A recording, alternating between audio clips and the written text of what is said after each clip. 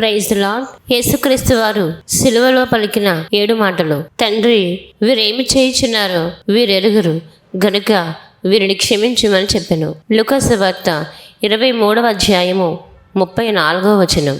నేడు నీవు నాతో కూడా పరదేశంలో ఉందువని నిశ్చయముగా నీతో చెప్పుచున్నానను. లూకా సువార్త 23వ అధ్యాయము 43వ వచనం. యేసు తన తల్లియు తాను ప్రేమించిన శిష్యుడును దగ్గర నిలిచినట్టు చూచి, అమ్మా, ఇదిగో నీ కుమారుడు అని తన తల్లితో చెప్పెను. తరువాత శిష్యుని చూచి, ఇదిగో నీ తల్లి అని చెప్పెను. యోహాను సువార్త 19వ అధ్యాయము 26వ వచనం. ఇంచుమించు 3 గంటలప్పుడు యేసు ఏలి ఏలి లామా సబక్తాని అని బిగ్గరగా కేకలు వేసెను. ఆ మాటలకు నా దేవా నా దేవా నన్నెందుకు చెయ్యి విడిచితివి అని అర్థము. మత్తయి సువార్త 27వ అధ్యాయము 46వ వచనం. లేఖనము నెరవేరినట్లు నేను దప్పుకొనుచున్నాను అని చెప్పాను. యోహాను సువార్త 19వ అధ్యాయము 28వ వచనం.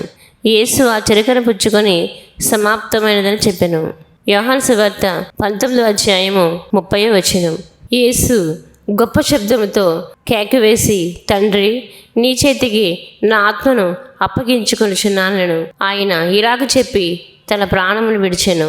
లూకా సువార్త 23వ అధ్యాయము 46వ వచనం.